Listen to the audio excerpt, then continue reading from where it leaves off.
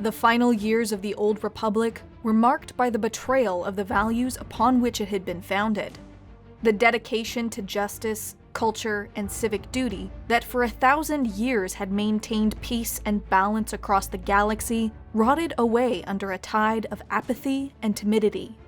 Senators who had vowed to advance the interests of their people instead grew enamored with fleeting distractions of fame and the cultivation of personal wealth. The core worlds grew vain and capricious, demanding ever more from those relegated to life on the rim. Those on the frontier became bitter, resenting a government increasingly distant and unfeeling. Even in victory, the Republic could not survive the Clone Wars. The conflict had revealed to its citizens the full extent of its frailty and the treachery of its most stalwart defenders.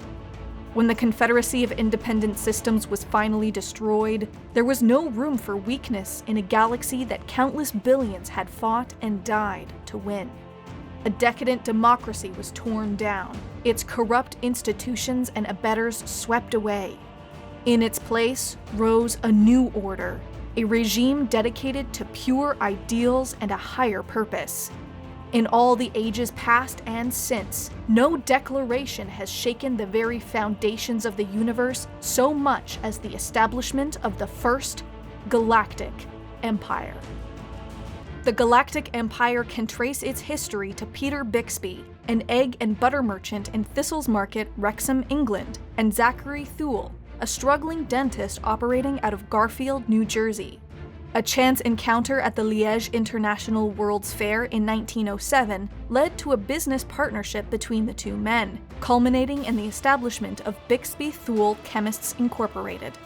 The death of Zachary Thule in 1915 and the declining health of Peter Bixby in the following years led to the company being sold to the American-based Liberty Drug Company in 1919. With the deteriorating economic circumstances in North America throughout the 1930s, however, the company, now known as B&T, were sold to Sheev Palpatine, former governor of the British Overseas Territory of Naboo. Palpatine embraced the Austrian School of Economics, the pathway to many abilities some considered to be unnatural. While B&T struggled during the Second World War, its acquisition of surplus wartime pharmaceuticals allowed the company to open over 40 new locations across the United Kingdom by 1950. Over the next decade, the company expanded internationally within the United States, France, Belgium, and the Outer Rim territories.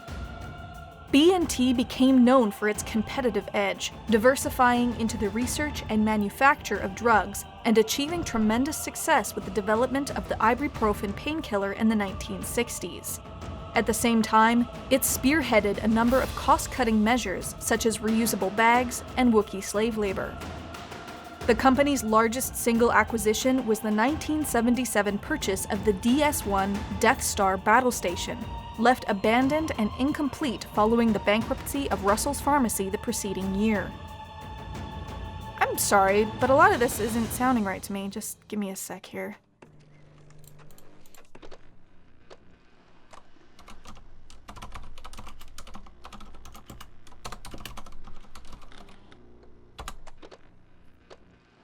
Yeah, I knew it.